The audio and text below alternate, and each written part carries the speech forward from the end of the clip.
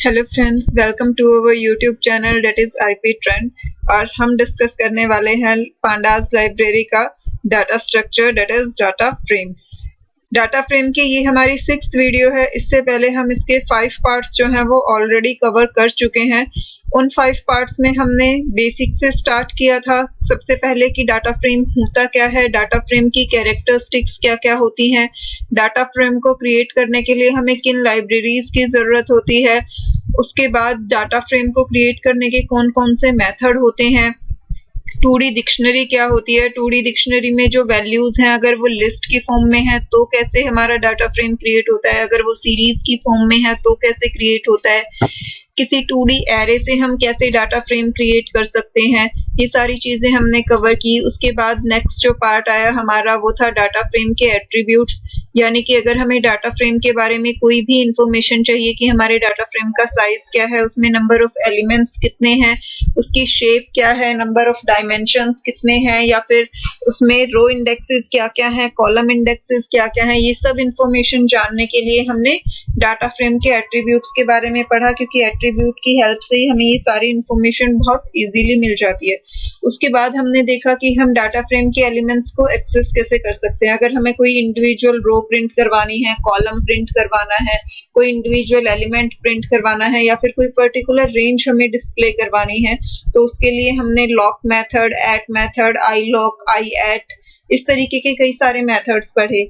Next जो हमारी last video थी 5th पार्ट, उसमें हमने देखा था कि डाटा फ्रेम के एलिमेंट्स को मॉडिफाई कैसे किया जा सकता है, यानी कि जो ऑलरेडी एग्जिस्टिंग डाटा फ्रेम में वैल्यूज हैं उन वैल्यूज को हम कैसे चेंज कर सकते हैं, या फिर अगर हमें रो या कॉलम्स ही चेंज करना है, लाइक अगर हमें कोई नया कॉलम ऐड करना है तो हम कैसे करेंगे, किसी एग्जिस्टिंग कॉलम को डिलीट करना है वो कैसे पॉसिबल है, या फिर अगर हमें कोई नई रो ऐड करनी है या एग्जिस्टिंग रो को डिलीट करना है, वो सारी चीजें हमने डिस्कस की थी।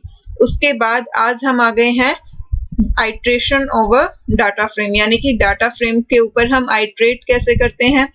आज की वीडियो को स्टार्ट करने से पहले अगर अभी तक आपने चैनल सब्सक्राइब नहीं किया है तो जल्दी से चैनल सब्सक्राइब कीजिए, और अगर आपको वीडियोस यूजफुल लग रही हैं, आपको पसंद आ रही हैं, तो उन्हें लाइक करना मत भूलिए और साथ ही साथ उन पर कमेंट्स भी कीजिए। साथ ही साथ अगर आपको वीडियो देखते हुए कोई भी डाउट आ रहा है, कहीं पर भी कोई भी पॉइंट ऐसा है जो आप नहीं समझ पा रहे हैं, तो आप कमेंट करके अपने डाउट्स पूछ सकते हैं।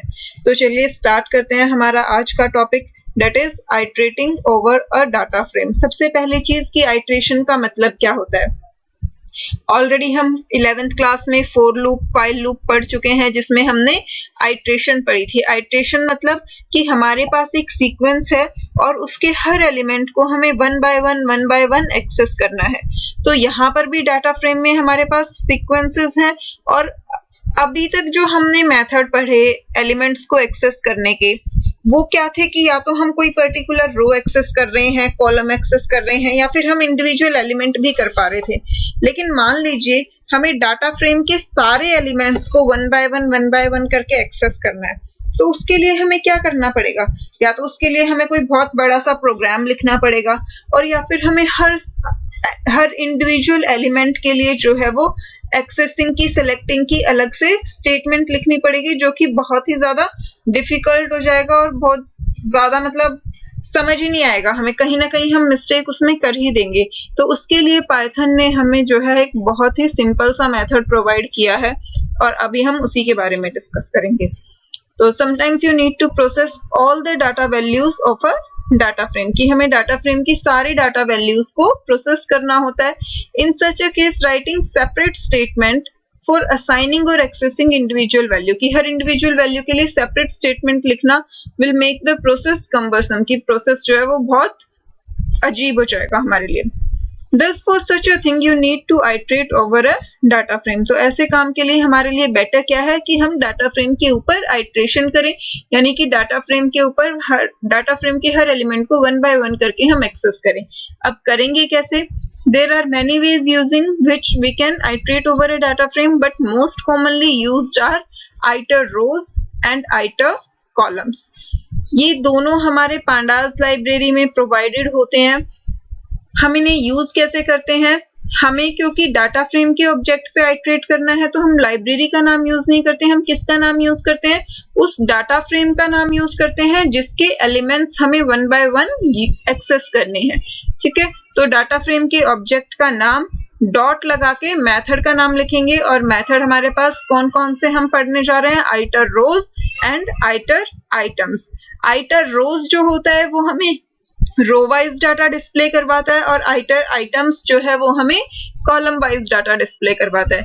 अब रो वाइज और कॉलम वाइज में डिफरेंस क्या है, जैसे अगर हमारे पास ये एक डाटा फ्रेम है, मान लीजिए इस तरीके से हमारे पास ये 2 रो हैं और ये 3 कॉलम है, ये हमारा सेकंड कॉलम है मान लीजिए, और ये एक हमारे पास थर्ड कॉलम है। तो अगर हम यहाँ पे आइटर रोज यूज करेंगे तो आइटर रोज में क्या होगा, पहले हमारा ये वाला एलिमेंट डिस्प्ले होगा, फिर ये वाला एलिमेंट, फिर ये वाला, यानी कि पहले फर्स्ट रो के तीनों एलिमेंट डिस्प्ले होंगे, फिर सेकंड रो की टर्न आएगी, सेकंड रो का फर्स्ट, देन सेकंड रो का second, and then second row का थर्ड एलिमेंट। इस तरीके से रो वाइज डाटा डिस्प्ले होगा, पहले first row, then second row, then third row, then fourth row and so on, जब तक की सारी रोज फिनिश नहीं हो जाती। बट आइटर आइटम्स में डाटा जो है वो कॉलम वाइज रिप्रेजेंट होगा, यानी कि पहले फर्स्ट कॉलम से स्टार्ट होगा। ये फर्स्ट कॉलम है हमारा, तो पहले इसका फर्स्ट एलिमेंट, फिर इसका सेकंड एलिमेंट, आगे और एलिमेंट नहीं है तो हम सेकंड कॉलम पे आ गए, सेकंड कॉलम का first element, then second element, उसके बाद हम नेक्स्ट कॉलम पे आ गए, फिर नेक्स्ट कॉलम का फर्स्ट एलिमेंट, सेकंड एलिमेंट। इस तरीके से सारे कॉलम्स को हम कवर करते हैं। तो आइटर रोज में हम रो वाइज डाटा डिस्प्ले करवाते हैं और आइटर आइटम्स में हम कॉलम वाइज डाटा डिस्प्ले करवाते हैं। The method df.iterRows, iter rows method क्या करता है, views a data frame in the form of horizontal subset, कि वो डाटा फ्रेम को कैसे देखता है, हॉरिजॉन्टल सबसेट्स की फॉर्म में देखता है, यानी कि रो वाइज देखता है। ठीक है, and the method df.iterItems views a data frame in the form of vertical subset, कि जो आइटर आइटम्स मेथड है वो हमारे डाटा फ्रेम को वर्टिकल सबसेट्स की फॉर्म में देखता है, यानी कि कॉलम वाइज देखता है। और ये हमें फिगर 11.2 में दिखाया भी गया है। ये हमारा आइटर रोज मेथड है। आइटर रोज मेथड देखिए ये क्या करता है, रो वाइज डाटा डिस्प्ले करता है, पहले फर्स्ट रो, फिर सेकंड रो, फिर थर्ड रो, फिर फोर्थ रो, और आइटर आइटम्स जो है वो कॉलम वाइज, पहले फर्स्ट कॉलम, फिर सेकंड कॉलम, फिर third column. Each horizontal subset in the form row index comma series, where series contain all column values for that row index. Each vertical subset is in the form of column index comma series, where series contain all values of that index. अब यहाँ पे इस line का मतलब क्या है, सबसे पहले हॉरिजॉन्टल सबसेट का मतलब, यानी कि जब हमने आइटर रोज यूज किया है तो हमें हॉरिजॉन्टल सबसेट मिल रहे हैं। अब वो हॉरिजॉन्टल सबसेट है क्या हमारा, उस हॉरिजॉन्टल सबसेट में हमारे पास 2 चीजें होती हैं, पहली होती है रो इंडेक्स और दूसरी होती है हमारी सीरीज। अब इसे यहाँ एग्जाम्पल में देखिए, जब हम इस डाटा को, ये हमारा एक डाटा फ्रेम है, ठीक है, ये हमारे क्या है, कॉलम इंडेक्सेस हैं और ये हमारे रो इंडेक्सेस हैं। ठीक है, जब रो वाइज डाटा रिटर्न हो रहा है तो ये पूरी रो रिटर्न होगी। इस रो का इंडेक्स क्या है हमारा, Q1। तो एक तो ये रो इंडेक्स जो होगा वो अलग से हमें रिटर्न होगा, और फिर जो ये सारी डाटा वैल्यूज हैं इस रो की वो हमें एक सीरीज की फॉर्म में रिटर्न होंगी। ठीक है, तो इसी तरीके से जितने भी हॉरिजॉन्टल सबसेट हैं वो रो इंडेक्स और सीरीज की फॉर्म में होंगे। वहां पे सीरीज क्या रिप्रेजेंट करती है, contain all column values for that row index, यानी कि इस रो में जितने भी कॉलम्स हैं उन सब कॉलम्स की वैल्यू जो है वो एक्सेस करती है। ठीक है, सिमिलरली जब वर्टिकल सबसेट्स की बात आती है तो वर्टिकल सबसेट्स हमें किस फॉर्म में रिटर्न होते हैं, कॉलम इंडेक्स कॉमा सीरीज। अब यहाँ पे ये हमारे वर्टिकल सबसेट्स हैं, तो वर्टिकल सबसेट्स में पहले हमें वर्टिकल सबसेट का इंडेक्स यानी कि ये कॉलम इंडेक्स मिलेगा, और फिर इसकी जितनी भी वैल्यूज हैं यानी कि इस कॉलम में सारी रोज की वैल्यू जो है वो हमें सीरीज की फॉर्म में रिटर्न हो जाएंगी। ठीक है, अब हम इसे देखते हैं कि हम इससे डिस्प्ले कैसे करवाते हैं। ये हमें प्रोग्राम दिया गया है यूजिंग pandas.iterRows फंक्शन, कि अब pandas के iterRows फंक्शन को हमें यूज कैसे करना है। यहाँ हमें लाइब्रेरी नेम pandas नहीं, pandas डाटा स्ट्रक्चर यानी कि हमें डाटा फ्रेम यूज करना है। ठीक है, तो इसे स्टार्ट करने से पहले हम क्या करते हैं, हम एक बार डाटा फ्रेम क्रिएट कर लेते हैं। जिन स्टूडेंट्स ने प्रीवियस वीडियोस नहीं देखी हैं, क्योंकि अगर मैं डायरेक्टली प्रीवियस एग्जांपल से स्टार्ट करूंगी तो मे बी उन्हें समझ ना आए, बट वैसे मेरी आपसे रिक्वेस्ट है कि जिन्होंने अभी तक प्रीवियस वीडियोस नहीं देखी हैं, पहले आप प्रीवियस वीडियोस देखिए ताकि आपको कॉन्सेप्ट्स जो हैं वो बहुत अच्छे से क्लियर हो जाएं।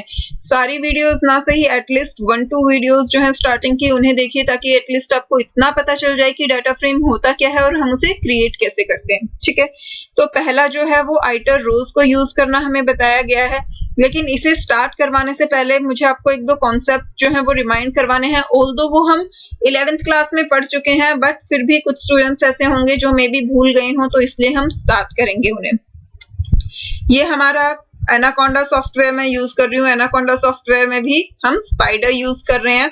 आप चाहें तो आप जुपिटर नोटबुक भी यूज कर सकते हैं, वो आपकी चॉइस है। ठीक है, अब यहाँ पे हम पढ़ रहे हैं डाटा फ्रेम की आइट्रेशन, और आइट्रेट करने के लिए हमें हमेशा यूज करना होता है फॉर लूप। ठीक है, तो जब हम पहले अभी तक आप लोगों ने जब भी फॉर लूप यूज किया है, तो मैं आपको सबसे पहले एक बेसिक सिंपल सिंटेक्स बताती हूँ फॉर लूप का, जो आई थिंक आप सबको याद होगा। For I in range 1,6। I hope आप सब इस फॉर्मेट से अवेयर होंगे। अब ये फॉर्मेट करता क्या है कि ये जो रेंज है, यहाँ पे हम कोई भी सीक्वेंस दे सकते हैं, तो ये उसका एक एक एलिमेंट जो है आई में लेगा और उसे डिस्प्ले करवाएगा। तो मान लीजिए मैं यहाँ आपको दे देती हूँ प्रिंट आई में दे देती हूँ, तो अब ये क्या करेगा कि आई की वैल्यू डिस्प्ले करवाएगा। आई की वैल्यूज क्या क्या होंगी, 1 से 6 तक है, तो 1, 2, 3, 4 एंड 5, क्योंकि स्टॉप की वैल्यू इंक्लूडेड नहीं होती। इसे रन करके देखते हैं। ये देखिए, ये हमें वैल्यूज मिली। यहाँ हम रेंज की जगह कोई भी सीक्वेंस दे सकते हैं। मान लीजिए मैं एक लिस्ट दे देती हूँ।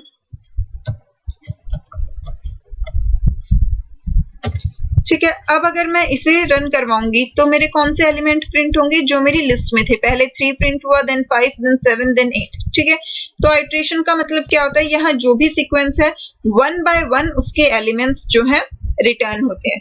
ठीक है, अब यहाँ पर देखिए, जब हम डाटा फ्रेम पे आइटर रोज या आइटर आइटम्स यूज करते हैं, तो हमें, जब हम इस पे आइट्रेशन कर रहे हैं, तो हमें एक बार में कितनी चीजें रिटर्न हो रही हैं, 2 चीजें। अगर हम आइटर रोज लगा रहे हैं तो हमें रो का इंडेक्स और उस रो की सीरीज मिल रही है। अगर हम आइटर आइटम्स लगा रहे हैं तो हमें कॉलम का इंडेक्स और कॉलम की सीरीज मिल रही है। यानी कि एक बार में हमें 2 चीजें रिटर्न हो रही है। तो जब हमें 2 चीजें रिटर्न हो रही है, तो हमें वेरिएबल भी कितनी लेनी पड़ेंगी, 2। यहाँ हमें हर बार एक एलिमेंट रिटर्न हो रहा था, तो हमने यहाँ पे कितने वेरिएबल लिए, एक वेरिएबल लिया। बट अगर हमें यहाँ से हर बार 2 वेरिएबल मिल रहे हैं, तो हमें यहाँ भी कितने लेने पड़ेंगे, 2 लेने पड़ेंगे। अब जब भी हम डाटा फ्रेम पे लगाते हैं, मान लीजिए हमारे पास एक डाटा फ्रेम है डीएफ। अभी फिलहाल इस प्रोग्राम में कोई डीएफ नाम का डाटा फ्रेम नहीं है, तो इसे हम रन नहीं कर पाएंगे, ये हमें एरर देगा। बट फिलहाल मैं आपको एक बार सिंटेक्स बता रही हूँ, और इस पे हमने यूज किया आइटर रोज। ठीक है, अब ये आइटर रोज क्या करेगा, डीएफ डाटा फ्रेम की आपको रो वाइज एंट्रीज देगा, और उस रो वाइज एंट्रीज में क्या होगा कि पहले रो इंडेक्स मिलेगा और फिर रो सीरीज मिलेगी। तो यानी कि एक बार में क्या मिल रही है, 2 चीजें मिल रही हैं। तो यहाँ भी हमें कितने वेरिएबल लेने पड़ेंगे, 2 वेरिएबल लेने पड़ेंगे। आप a, b लिख सकते हैं, या फिर b, c ले लीजिए। बट जनरली हम क्या करते हैं, हम हमेशा रिलेवेंट नेम लेते हैं। तो हम यहाँ क्या ले लेते हैं, रो इंडेक्स,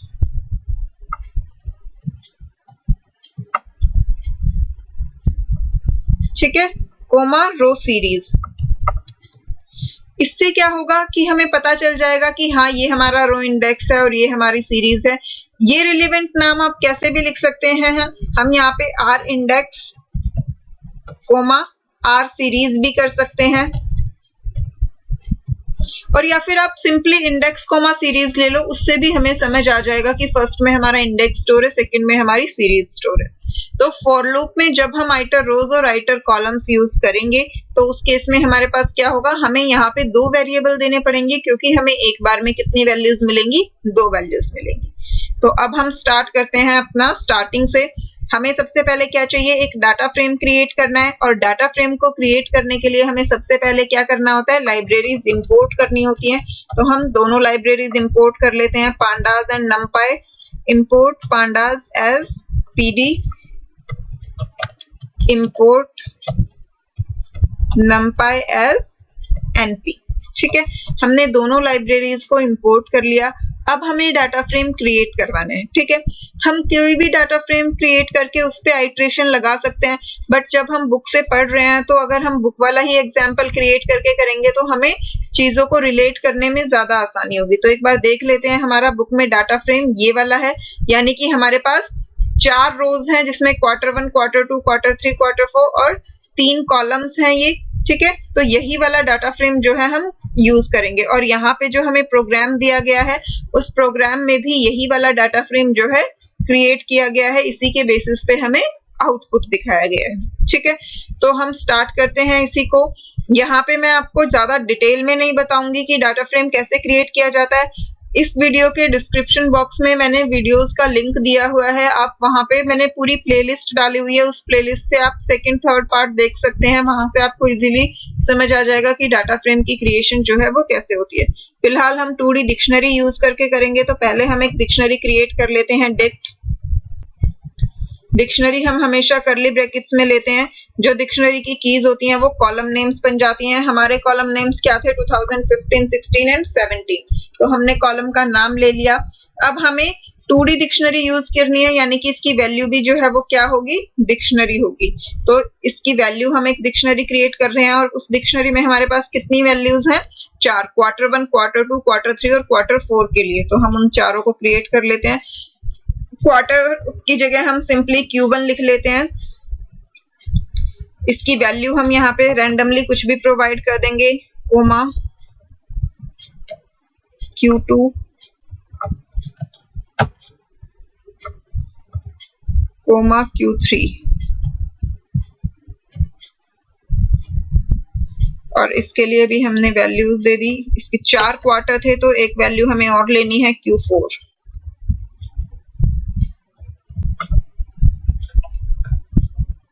ठीक है, ये हमारी फर्स्ट जो है 2015 के लिए चारों क्वार्टर्स की वैल्यू हमने दे दी। अब हमें नेक्स्ट कॉलम लेना है। नेक्स्ट कॉलम था हमारा 2016। अब इसकी वैल्यूज हमें अगेन एक डिक्शनरी प्रोवाइड करेंगे, इसमें भी हमें Q1, Q2, Q3, Q4 provide करना है। तो हम इसी को कॉपी कर लेते हैं, यहाँ से वैल्यूज हमें चेंज करनी है वो हम कर देंगे।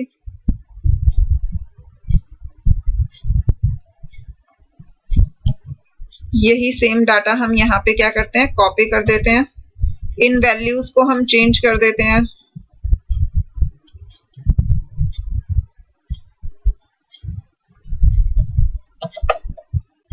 ये वैल्यूज हम यहाँ पे रैंडमली कुछ भी सेलेक्ट कर रहे हैं, तो ऐसी कोई हार्ड एंड फास्ट रूल नहीं है कि आपने कोई भी कौन सी वैल्यूज लेनी है। आप चाहे तो बुक वाली ले सकते हैं, चाहे तो वैल्यूज चेंज कर सकते हैं। ठीक है, अब इसके बाद हमारा नेक्स्ट एलिमेंट क्या था? कॉलम हमारा 2017 था, तो डिक्शनरी का नेक्स्ट एलिमेंट हम 2017 लेंगे। अगेन हम इसकी वैल्यू में एक डिक्शनरी क्रिएट करेंगे। यहाँ पे हमने वही डाटा फिर से कॉपी कर लिया है, और अब हम इसकी वैल्यूज को क्या करेंगे? चेंज कर देंगे।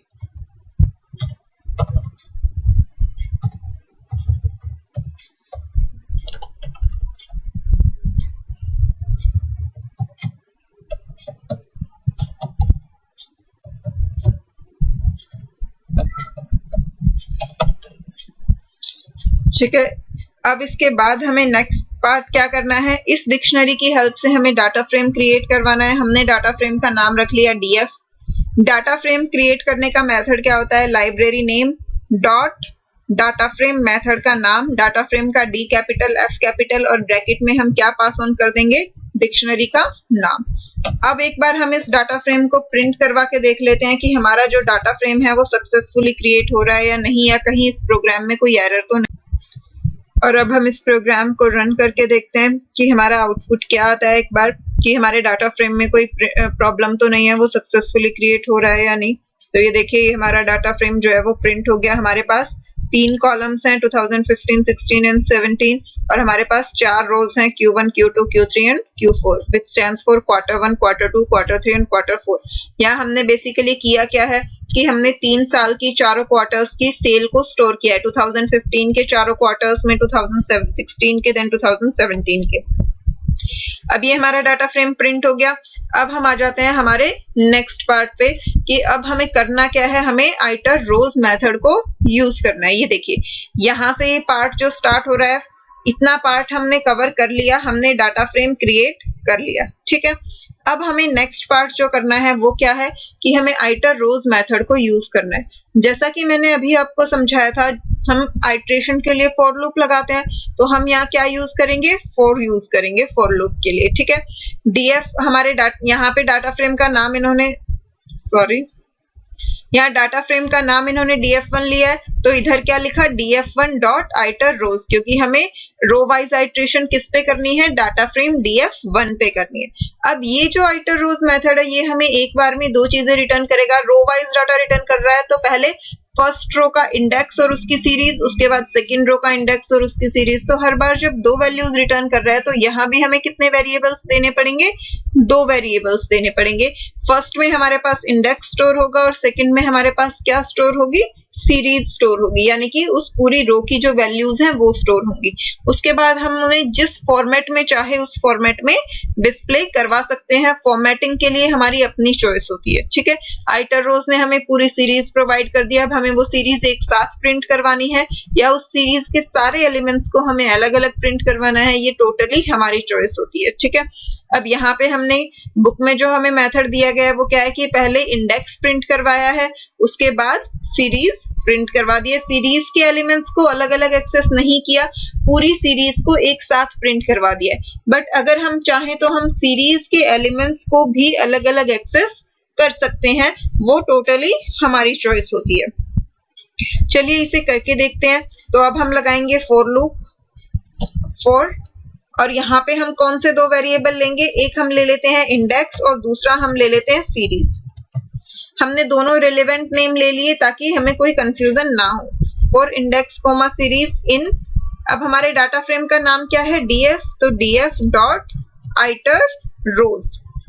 ठीक है, मेथड का नाम है इसलिए उसके साथ राउंड ब्रैकेट लगाएंगे। फॉर लूप का सिंटैक्स होता है, उसके साथ कॉलम्स जो है वो जरूर हमें लगाने होते हैं। ठीक है, अब ये फॉर लूप हो गया। अब इसके अंदर हमें काम क्या करना है, आइटर रोज ने रो वाइज डाटा रिटर्न कर दिया, अब हमें उसकी प्रिंटिंग करवानी है। तो हम प्रिंट स्टेटमेंट्स देंगे, प्रिंट इंडेक्स कॉलन। ठीक है, ये हमने दे दिया कोमा लगा के। अब यहाँ पे हम डबल कोट्स में जो देते हैं वो क्या होती है, स्ट्रिंग होती है, यानी कि वो क्या होती है, एज इट इज प्रिंट हो जाती है। अब हमें इस इंडेक्स की वैल्यू प्रोवाइड करनी है, तो हम ये वेरिएबल यहाँ पे लिख देते हैं, दैट इज इंडेक्स। ठीक है, आई होप ये चीज सबको समझ आ गई होगी। अब इसके बाद हमें पूरी रो की वैल्यूज प्रिंट करवानी है, तो हम क्या करेंगे, कंटेनिंग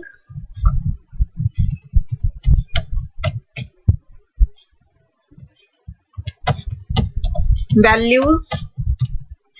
ठीक है, और इसे क्लोज कर दिया। अब इसके बाद हम ये पूरी सीरीज जो है वो प्रिंट करवा देते हैं, प्रिंट, और इस सीरीज में जो हमारे पास डाटा है वो हम एज इट इज प्रिंट करवा देंगे। ठीक है, अब यहाँ पे आप एक चीज ध्यान देना, हम ये जो सीरीज प्रिंट करवा रहे हैं, जो हमने रो वाइज डाटा मिला उस रो का जो इंडेक्स था, यानी कि अगर ये हमारा रो डाटा है, ये हमें रो वाइज मिलेगा। जैसे पहले हमें क्या मिलेगी, फर्स्ट रो मिलेगी, ये वाली रो, तो इसका इंडेक्स मिल गया Q1। सीरीज में जो वैल्यूज है वो क्या है हमारे पास, ये तीनों वैल्यूज है। बट अगर आपको याद हो, सीरीज हमारी होती क्या है कि दो एरेज का कॉम्बिनेशन होती है, एक एक्चुअल डाटा वैल्यूज और दूसरा एसोसिएटेड इंडेक्स। अब इस सीरीज का एसोसिएटेड इंडेक्स क्या है हमारे पास, इस सीरीज का एसोसिएटेड इंडेक्स है ये कॉलम नेम। अगर यहाँ कॉलम नेम्स नहीं होते तो डिफॉल्ट इंडेक्स क्या हो जाता, 0 1 2, बट यहाँ कॉलम नेम्स है तो इस सीरीज का एसोसिएटेड इंडेक्स ये वाला है। तो जब सीरीज प्रिंट करवाएंगे तो उस सीरीज का एसोसिएटेड इंडेक्स जो है वो भी साथ में प्रिंट होगा। ठीक है, तो अब हम इसे एक बार रन करवा के देख लेते हैं। ये देखिए, इस प्रोग्राम को जब हमने रन किया तो ये हमारा आउटपुट आया। काफी सारी लाइंस हो गई हैं, इसलिए हमें ये थोड़ा सा स्क्रॉल अप करना पड़ेगा इसे चेक करने के लिए। ये देखिए, ये यहाँ से स्टार्ट हो रहा है। पहले हमारा एक्चुअल डाटा फ्रेम प्रिंट हुआ क्योंकि हमने यहाँ प्रिंट डीएफ लिखा था, तो ये हमारा एक्चुअल डाटा फ्रेम आ गया। उसके बाद हमारी आइट्रेशन स्टार्ट हुई, इंडेक्स प्रिंट हुआ, फर्स्ट रो का index Q1 containing values. First row में देखिए ये वैल्यूज थी, यहाँ पे वही वैल्यूज इधर, सॉरी फर्स्ट रो में हमारे पास ये वाली वैल्यूज थी तीनों, और वही तीनों वैल्यूज यहाँ पे डिस्प्ले हुई है। उसके बाद नेक्स्ट इंडेक्स Q2, क्योंकि सीरीज प्रिंट हुई है तो सीरीज के साथ साथ उस सीरीज का नाम और उसका डाटा टाइप भी जो है हमेशा प्रिंट होता है। हमने यहाँ पूरी सीरीज दी है तो इसलिए ये जो है ये पूरी हमारी क्या है, एक सीरीज है जो कि हमें आइटर रोज से रिटर्न हुई है। ठीक है, इसके बाद नेक्स्ट आया तो नेक्स्ट में इंडेक्स Q2 था और उसके बाद सीरीज हमारी क्या हुई, नेक्स्ट सीरीज में आप वैल्यूज देखेंगे तो ये वाली वैल्यूज हमें मिलेंगी। स्क्रॉल डाउन करके चेक करते हैं।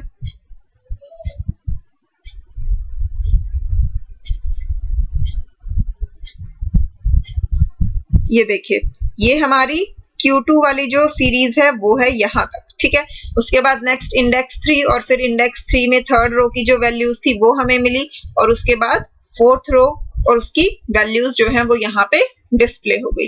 सेम इसी तरीके से हम कॉलम्स की वैल्यूज भी डिस्प्ले करवा सकते हैं और या फिर यहाँ पे जो हमने ये पूरी सीरीज डिस्प्ले करवाई है इस सीरीज को हम एलिमेंट वाइज भी डिस्प्ले करवा सकते हैं। एलिमेंट वाइज कैसे डिस्प्ले करवाएंगे कि हम इस सीरीज पे दोबारा से फॉर लूप लगा देते हैं, क्योंकि हमें पता है ये सीरीज क्या है, एक सीक्वेंस है, तो इस सीक्वेंस पे हम दोबारा से फॉर लूप लगा सकते हैं। जैसे हम लिस्ट पे स्ट्रिंग पे लगाते थे वैसे ही सीरीज पे लगा देंगे।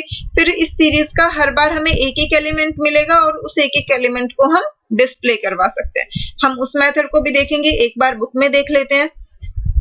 ये देखिए, बुक में भी हमें वही सेम आउटपुट यहाँ पे शो हो रहा है जो हमारा एक्चुअल में जब हमने रन करके देखा तो आ रहा था। इसी सेम फॉर्मेट में हमारा आउटपुट प्रिंट हुआ था, वही बुक में हमें गिवन है। So with iter rows you can iterate over data frame row wise। तो iter rows मेथड की हेल्प से हम रो वाइज जो है डाटा को डिस्प्ले करवा सकते हैं। Where each rows value are returned in form of series type object। जहाँ पे हर रो की वैल्यू जो है वो किस फॉर्म में रिटर्न होगी, सीरीज टाइप की फॉर्म में हमें रिटर्न हो जाएगी। You can also iterate over series object just as you iterate over other sequences। तो जैसा मैंने अभी अभी आपको बताया कि अभी तो हमने ये सीरीज ऑब्जेक्ट पूरा का पूरा प्रिंट करवाया था तो ये पूरा एक साथ इस तरीके से प्रिंट हुआ। बट अगर हम चाहें तो हम इस सीरीज के ऊपर भी दोबारा से फॉर लूप लगा के आइटरेट कर सकते हैं। जैसे हम बाकी की सीक्वेंसेस जो थी लिस्ट, टपल, स्ट्रिंग, उनके ऊपर आइटरेट कर सकते थे, उसी तरीके से हम सीरीज के ऊपर भी आइटरेशन लगा सकते हैं। और उसी के लिए आगे ये एक फर्दर कोड दिया गया है। ये देखिए, पहले वाला पार्ट सिमिलर है बिल्कुल। लाइब्रेरी इंपोर्ट की, डाटा फ्रेम क्रिएट किया, डाटा फ्रेम क्रिएट करने के बाद आइटर रोज वाला मेथड लगाया। आइटर रोज से हमें रो सीरीज मिली। सबसे पहले इंडेक्स प्रिंट करवाया और then this index contain values. अब उसके बाद हमें क्या करना है, लास्ट एग्जांपल में हमने क्या किया था, सिंपली इस सीरीज को प्रिंट करवा दिया था। ठीक है, बट इस बार हम क्या कर रहे हैं, इस सीरीज के इंडिविजुअल एलिमेंट्स को हम डिस्प्ले करवा रहे हैं। ठीक है, तो इंडिविजुअल एलिमेंट्स को जब डिस्प्ले करवाएंगे तो डिस्प्ले करवाने का हमारा अपना अलग अलग मेथड हो सकता है। बुक में जो मेथड दिया है उन्होंने किस सिंटैक्स में डिस्प्ले करवाया है कि हर वैल्यू की जो है पोजीशन भी डिस्प्ले हो। That at first position value this, at second position value this. यहाँ आई की वैल्यू इन्होंने 0 ले ली है। That at 0th position well, यानी कि अब वैल में क्या आएगा, for val in row series. Row series क्या थी, जो हमें यहाँ से मिली थी। तो अगर हम एजम्पशन करें, ड्राई रन करके देखें, फर्स्ट टाइम इस रो सीरीज में क्या आई, फर्स्ट रो आई। ठीक है, फर्स्ट रो यानी कि Q1 वाली रो। ओके, हम यहां से देख लेते हैं इसे। एक बार हम क्या करेंगे, डाटा फ्रेम को, जो हमारा डाटा फ्रेम था वो हम निकाल लेते हैं यहां से। ये हमारा एक्चुअल डाटा फ्रेम था। ठीक है, अब यहाँ पे ये जो रो सीरीज है ये फर्स्ट टाइम हमें कौन सी रो रिटर्न करेगी, ये वाली रो रिटर्न करेगी, यानी कि ये 3 वैल्यूज जो है वो रिटर्न करेगी। तो जब हम इस रो सीरीज पे फॉर लूप लगाएंगे, जैसे कि यहाँ पे लगाया है for val in row series, तो वैल में कौन कौन सी वैल्यूज आएंगी, वैल में सबसे पहले आएगा हमारा 2432, फिर नेक्स्ट आइट्रेशन में आएगा 4354 और फिर नेक्स्ट आइट्रेशन में आएगा 7988। उसके बाद सीरीज खत्म हो जाएगी तो फॉर लूप से बाहर आ जाएंगी, यानी कि रो सीरीज की एक एक वैल्यू वैल में आती जाएगी। तो हमने डिस्प्ले करवाया एट 0th पोजीशन जो सबसे पहले वैल्यू आई, देन एट फर्स्ट पोजीशन जो सेकंड नंबर पे वैल्यू आई। इस तरीके से जो है हमारी सारी वैल्यूज डिस्प्ले हो गई। अब हर बार पोजीशन चेंज हो रही थी तो इसलिए हमने फॉर लूप के अंदर ही i की वैल्यू को क्या किया, इंक्रीज कर दिया। अब यहाँ पे इन्होंने i की वैल्यू 0 से क्यों ली है, तो अगर आपको ध्यान हो, हमारी लिस्ट हो, स्ट्रिंग हो, सीरीज हो, एरे हो, कोई भी हो, हमारे जो इंडेक्स होते हैं वो हमेशा 0 से शुरू होते हैं। यहाँ पे हम सीरीज और डाटा फ्रेम में लेबलिंग करते हैं, बट अगर इनकेस हम लेबल देना भूल गए हैं या हमारे पास लेबल प्रेजेंट नहीं है तो हमारी जो डिफॉल्ट इंडेक्सिंग होती है वो किससे स्टार्ट होती है, 0 से स्टार्ट होती है। तो इसीलिए यहाँ इन्होंने i की वैल्यू को 0 लिया है। अब ये देखिए, ये हमारा आउटपुट जो है वो डिस्प्ले हो गया। तो आई होप ये चीज जो है वो सबको समझ आ रही होगी। मैं इस चीज को एक बार आपको प्रैक्टिकली दोबारा से करके दिखा देती हूँ कि हमारा ये वाला पार्ट जो है जब हम इसे रन करके देखते हैं तो कैसे आउटपुट आता है। तो अब हमें ये सीरीज एक साथ प्रिंट नहीं करवानी है तो हम इस प्रिंट कमांड को हटा देते हैं। इस फॉर लूप के अंदर ही सिंटेक्स पे ध्यान रखिएगा, ये जो हमारा आउटर फॉर लूप है इसके अंदर हमारी सीरीज प्रेजेंट है तो इसके अंदर ही हमें फॉर लूप लगाना है। फॉर i इन, हमने सीरीज का नाम क्या लिया है, सीरीज, तो हम यहाँ पे क्या यूज करेंगे, series. For i in series, तो अब सीरीज की एक एक वैल्यू किस में स्टोर होती जाएगी, i में होती जाएगी। अब हम उसे डिस्प्ले करवाएंगे तो हम पहले एक इंडेक्स ले लेते हैं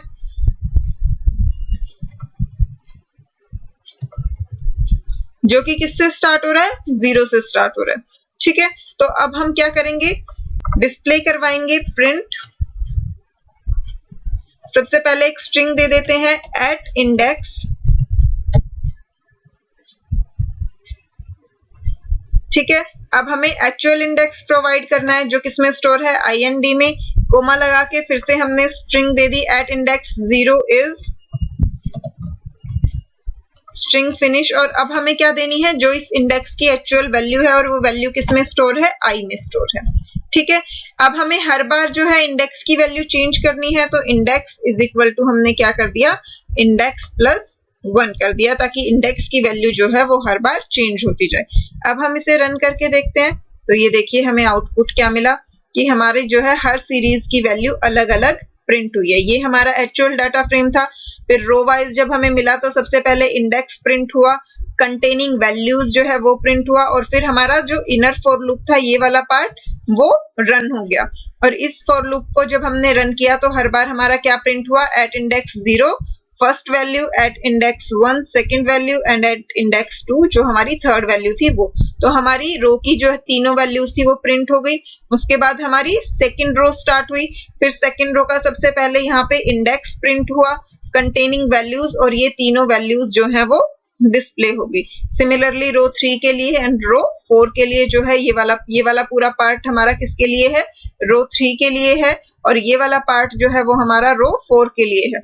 अब यहाँ पर ध्यान दीजिए, लास्ट जो एग्जांपल हमने रन किया था उसमें हर सीरीज के एंड में डाटा टाइप और सीरीज का नाम प्रिंट हो रहा था। वो क्यों हो रहा था, क्योंकि हमने पूरी सीरीज डिस्प्ले करवाई थी। बट अब हम सीरीज डिस्प्ले नहीं करवा रहे हैं, हम क्या करवा रहे हैं, उस सीरीज पे आइट्रेशन कर रहे हैं और अलग अलग इंडिविजुअल एलिमेंट डिस्प्ले करवा रहे हैं। इसलिए इस केस में हमारे पास सीरीज का नाम और उसका डाटा टाइप जो है वो डिस्प्ले नहीं हुआ है। तो आई होप ये चीज सबको समझ आ गई होगी। फिर भी अगर किसी भी स्टूडेंट को कोई भी डाउट है, क्योंकि कई बार स्टूडेंट्स प्रोग्रामिंग पार्ट में कंफ्यूज हो जाते हैं, तो जहां भी जिसको जो भी चीज समझ नहीं आ रही हो आप वो कमेंट करके पूछ सकते हैं अपने डाउट्स। मैं पूरी कोशिश करूंगी कि आपके डाउट्स क्लियर कर पाऊं। दूसरी चीज, जिन स्टूडेंट्स को डाटा फ्रेम की क्रिएशन में प्रॉब्लम आ रही हो कि ये डाटा फ्रेम जो है वो कैसे क्रिएट किया गया है, तो आप इस डाटा फ्रेम की जो वीडियो का सेकंड पार्ट है वो आप देखिए। इसमें आपको चैनल पे प्लेलिस्ट भी मिल जाएगी, pandas data structure data frame basics करके। उसकी वीडियो का जो सेकंड पार्ट है उसमें हमने डाटा फ्रेम की क्रिएशन को डिटेल में डिस्कस किया गया है। उसका थोड़ा सा पार्ट जो है फर्स्ट पार्ट में है और बाकी सारा पार्ट सेकंड पार्ट में इंक्लूडेड है, तो वहां से आप इस मेथड को समझ सकते हैं। तो अब देखते हैं कि आगे हमारे पास क्या गिवन है। नेक्स्ट टॉपिक जो है वो आइटर आइटम्स के लिए है। अभी हमने क्या यूज किया, आइटर रोज यूज किया था। नेक्स्ट हम आइटर आइटम्स फंक्शन देखेंगे। आइटर आइटम फंक्शंस जो है वो डाटा कैसे रिटर्न करता है, कॉलम वाइज रिटर्न करता है। तो बुक में देखने से पहले हम अपने इसी प्रोग्राम में इसे प्रैक्टिकली करके देख लेते हैं, क्योंकि यहाँ पे सारी चीजें जो है वो सेम रहेंगी, सिर्फ हमें कुछ वैल्यूज चेंज करनी है। सबसे पहले हमारा डाटा फ्रेम की क्रिएशन सेम होगी, तो डाटा फ्रेम जो है हम यही यूज कर रहे हैं, तो यहाँ तक का पार्ट जो है वो हमारा सेम रहेगा। अब जो हम फॉर लूप लगा रहे हैं उस फॉर लूप में हम यहाँ पे क्या यूज करेंगे, आइटर आइटम्स यूज करेंगे।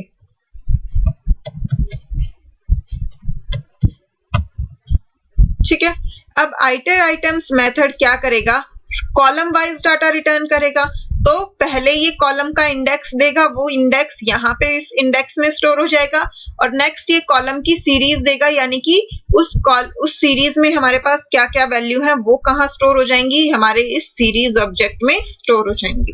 ठीक है, तो अब इस इनमें क्या होंगी, कॉलम का इंडेक्स और कॉलम वाली सीरीज स्टोर हो जाएगी। उसके बाद हम इसे प्रिंट करवा रहे हैं, तो सबसे पहले हमारा इंडेक्स प्रिंट हो रहा है। इंडेक्स जो हमारे कॉलम का इंडेक्स है, यानी कि पहले 2015 आएगा, देन 2016, देन 2017 कंटेनिंग वैल्यूज, और उसके बाद उस कॉलम की सारी वैल्यूज डिस्प्ले हो जाएंगी। फिलहाल के लिए मैं इस पार्ट को हटा देती हूँ और एक बार मैं आपको पूरी सीरीज डिस्प्ले करवा के दिखा देती हूँ। मैंने इसे यहाँ से हटा दिया और अब हम क्या करते हैं, प्रिंट सीरीज लिख देते हैं ताकि पूरी सीरीज जो है वो एक साथ प्रिंट हो जाए। अब हम इसे रन करके देखते हैं। ये देखिए हमें आउटपुट इस फॉर्म में मिला। इसे मैं स्क्रॉल अप कर देती हूँ थोड़ा सा, ताकि ये देखिए यहां से हमारा आउटपुट स्टोर हो रहा है। ये हमारा एक्चुअल डाटा फ्रेम था जिसमें 4 रो 3 कॉलम थी। कॉलम वाइज आइट्रेशन हो रही है, तो देखिए फर्स्ट टाइम हमारे पास हमें फर्स्ट कॉलम मिला और उस कॉलम का इंडेक्स हमारा प्रिंट हुआ 2015। अब इस कॉलम में वैल्यूज कौन कौन सी हैं, ये वाली 4 वैल्यूज, तो यही हमारी 4 वैल्यूज जो है वो डिस्प्ले हो जाएंगी।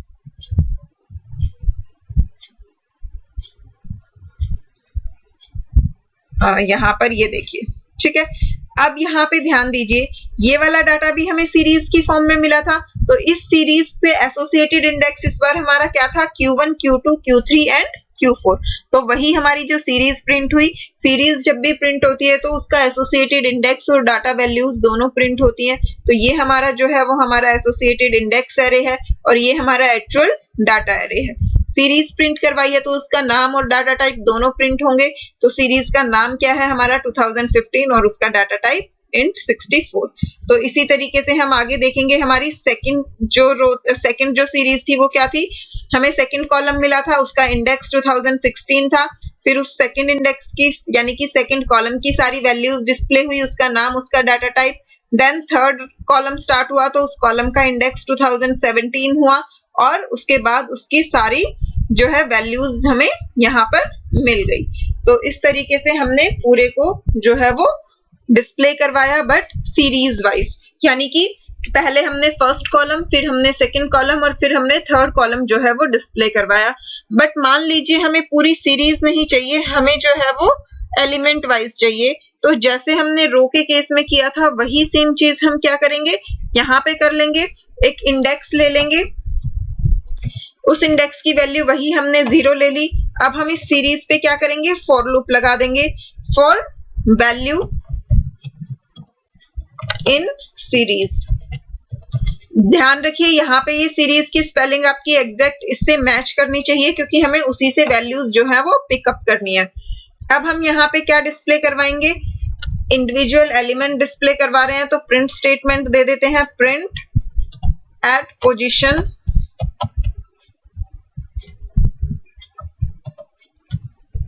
पोजीशन क्या है हमारी, जो इंडेक्स की वैल्यू है वो। उसके बाद हम दोबारा से स्ट्रिंग देंगे, at position index value is,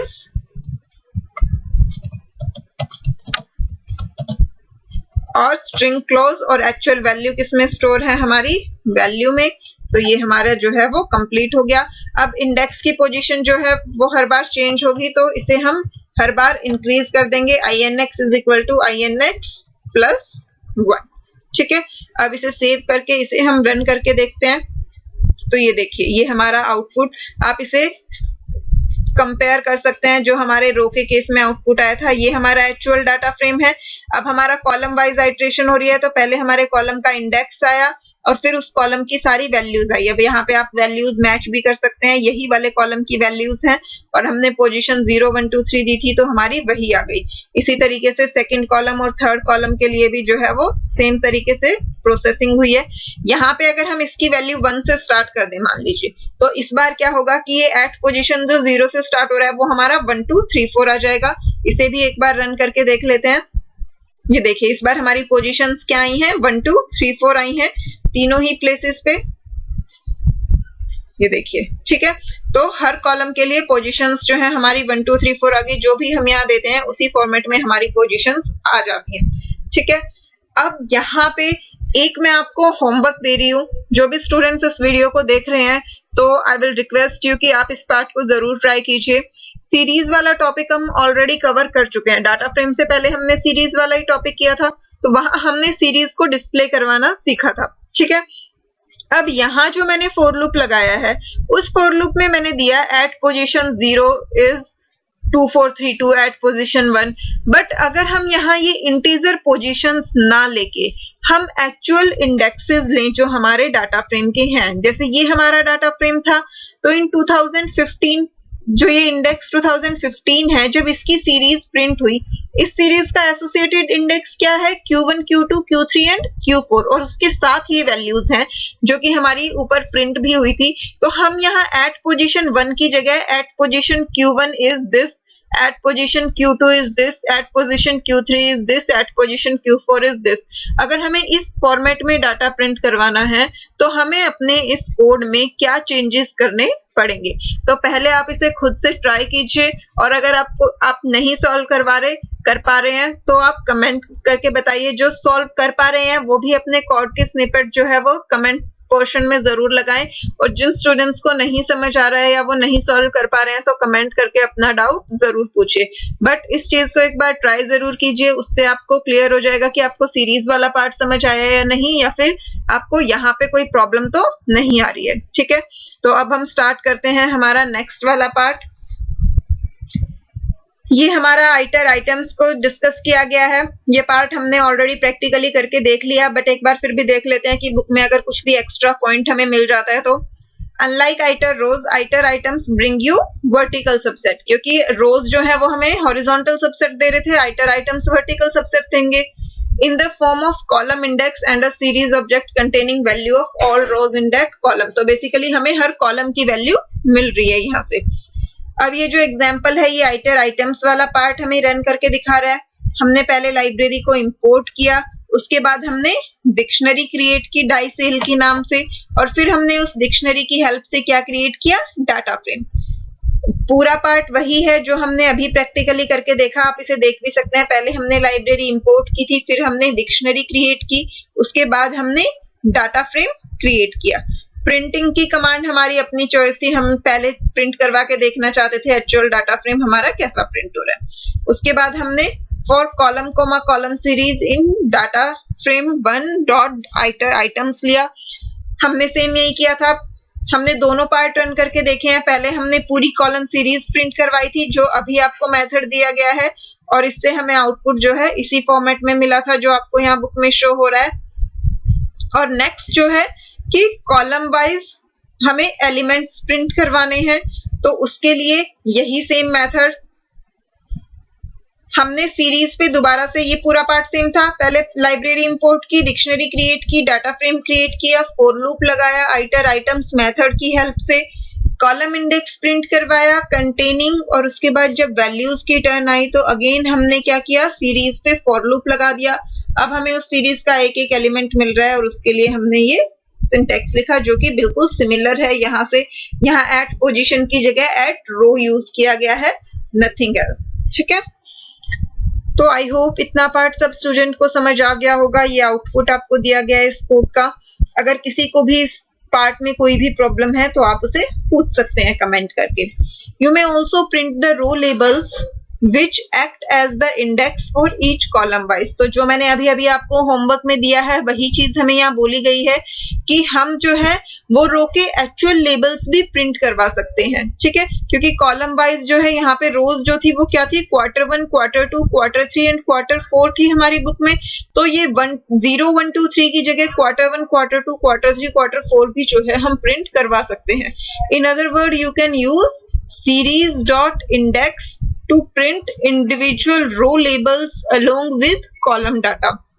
अगर आपको याद हो, इंडेक्स जो है वो एक एट्रीब्यूट था हमारा जिसे हम सीरीज के ऑब्जेक्ट पे कॉल करते थे और ये हमें क्या रिटर्न करता था, सीरीज का पूरा इंडेक्स हमें रिटर्न कर देता था। ठीक है, जैसे यहाँ पे हमें कॉलम सीरीज या रो सीरीज रिटर्न हो रही है आइटर रोज और आइटर आइटम्स में, वैसे ही सीरीज डॉट इंडेक्स हमें उस सीरीज के इंडेक्स की लिस्ट जो है वो रिटर्न करता था। ठीक है, तो सीरीज डॉट इंडेक्स मेथड को यूज करके हम लेबल्स भी प्रिंट करवा सकते हैं। तो यहाँ से आपको आपके होमवर्क के लिए हिंट भी मिल गई है। हाँ, इन्होंने आपको और ज्यादा डिटेल में बता दिया है कि इसी बुक की जो सॉल्व प्रॉब्लम 2 है वहां पर ये चीज डिस्कस हुई है, बट आई थिंक ज्यादातर स्टूडेंट जो फिलहाल ये वीडियो देख रहे हैं उनके पास ये बुक अवेलेबल नहीं होगी क्योंकि ये पुरानी बुक थी और इस साल अभी सेशन स्टार्ट हुआ है और तब से लॉकडाउन चल रहा है, तो मोस्टली स्टूडेंट्स के पास जो है वो बुक नहीं होगी। तो आई होप कि आप खुद से इस प्रोग्राम को ट्राई करेंगे बिना चीटिंग किए और जो भी आपके डाउट्स होंगे वो कमेंट करके पूछेंगे, और जो सक्सेसफुली इस प्रोग्राम को रन कर पा रहे हैं वो अपने कोड की स्नैपशॉट भी जरूर लगाएंगे। तो नेक्स्ट पार्ट पे चलते हैं। नेक्स्ट हमें एक प्रोग्राम दिया गया है। प्रोग्राम क्या है हमारा? Write a program to iterate over a data frame containing name and marks, then calculate grade as per marks as per guidelines given below and add them to the grade column। अब पहले मैं आपको इस question का मतलब समझा देती हूँ। ठीक है, ये क्वेश्चन हमें क्या कह रहा है कि हमारे पास एक डाटा फ्रेम है, उस डाटा फ्रेम में हमारे पास 2 कॉलम्स हैं। एक कॉलम है हमारे पास नेम और दूसरा कॉलम है हमारे पास मार्क्स। ठीक है, तो पहले हमें एक डाटा फ्रेम क्रिएट करना है जिसमें नेम और मार्क्स 2 कॉलम्स होंगे। उसके बाद इस मार्क्स कॉलम की हेल्प से इसमें हम कोई भी रैंडम एंट्रीज अपनी तरफ से एंटर करवा लेंगे। उसके बाद ये जो मार्क्स वाले कॉलम में वैल्यूज हैं उन मार्क्स के बेसिस पे हमें क्या कैलकुलेट करना है? ग्रेड कैलकुलेट करना है। ठीक है, तो बेसिकली इस प्रोग्राम में हमारी कई सारी कॉन्सेप्ट्स जो हैं वो यूज होंगी, कुछ 11th क्लास के और कुछ जो हमने इस चैप्टर में पढ़े वो वाले। तो यहाँ पे सबसे पहले डाटा फ्रेम क्रिएट करना आना चाहिए। डाटा फ्रेम क्रिएट करने के बाद हमें क्या करना है? ग्रेड कैलकुलेट करना है। तो ग्रेड कैलकुलेट करने के लिए हमें ये मार्क्स वाला कॉलम एक्सेस करना है। तो पहले हमें डाटा फ्रेम को एक्सेस करना आना चाहिए। तो अभी हमने आइटर रोज और आइटर कॉलम्स मेथड पढ़ा, तो पहले आप सोचिए कि यहाँ हम आइटर रोज लगाएंगे या आइटर कॉलम, क्योंकि हमें मार्क्स वाले कॉलम को एक्सेस करना है। और फिर उसकी हेल्प से हम क्या करेंगे? ग्रेड कैलकुलेट करेंगे, यानी कि और ग्रेड कैलकुलेट करने की कंडीशन हमें यहाँ दी गई है, तो इसलिए हमें यहाँ पे क्या यूज करना पड़ेगा? इफ एल्स कॉन्सेप्ट यूज करना पड़ेगा, जो हम ऑलरेडी 11th क्लास में पढ़ चुके हैं। आई थिंक हमारा 6th चैप्टर था जिसमें इफ एल्स कवर हो रहा था, तो उसमें हम ये डिटेल में पढ़ चुके हैं। तो अगर किसी के मार्क्स 90 से ज्यादा हैं तो उसे ग्रेड 1 एलोकेट करना है, 70 से 90 के बीच में है तो ग्रेड ए, 60 से 70 के बीच में ग्रेड बी, इस तरीके से हमें उन्हें ग्रेड्स एलोकेट करने हैं। ठीक है, उनके ग्रेड कैलकुलेट करने के बाद उस ग्रेड वाले कॉलम को हमें क्या करना है? डाटा फ्रेम में ऐड करना है। ठीक है, तो आई होप ये क्वेश्चन सबको समझ आ गया होगा। पहले एक डाटा फ्रेम 2 कॉलम्स की हेल्प से क्रिएट करना है, नेम और मार्क्स, फिर मार्क्स के कॉलम की हेल्प से ग्रेड्स कैलकुलेट करने हैं और फिर उस ग्रेड वाले कॉलम को डाटा फ्रेम में ऐड करना है। अब इतना पार्ट जो है वो हमें पूरा प्रोग्रामिंग की फॉर्म में करना है, तो इसे हम प्रैक्टिकली करके देखेंगे, बट आज नहीं, नेक्स्ट वीडियो में। तो तब तक के लिए आपके पास 2 होमवर्क हो गए। पहला जो मैंने अभी अभी आपको बताया कि इंडेक्सेस यूज करके प्रिंट करवाना, और दूसरा ये वाला प्रोग्राम। जितने ज्यादा प्रोग्राम्स हम प्रैक्टिस करते हैं उतना ज्यादा कॉन्सेप्ट हमें क्लियर होते जाते हैं। तो इसलिए मैं आज की वीडियो को यहीं स्टॉप कर रही हूँ ताकि आप इस प्रोग्राम को एक बार खुद से जो है वो ट्राई कर पाएं। उसके बाद नेक्स्ट वीडियो में हम इस प्रोग्राम से ही स्टार्ट करेंगे। इस प्रोग्राम के बाद आगे इस कॉन्सेप्ट को फर्दर कंटिन्यू करेंगे। तब तक के लिए आज की वीडियो को एक बार अच्छे से रिवाइज कीजिए, इन दोनों प्रोग्राम्स को खुद से सॉल्व करने की कोशिश कीजिए और अपने डाउट्स जो हैं वो कमेंट करके पूछिए। तब तक के लिए बाय बाय।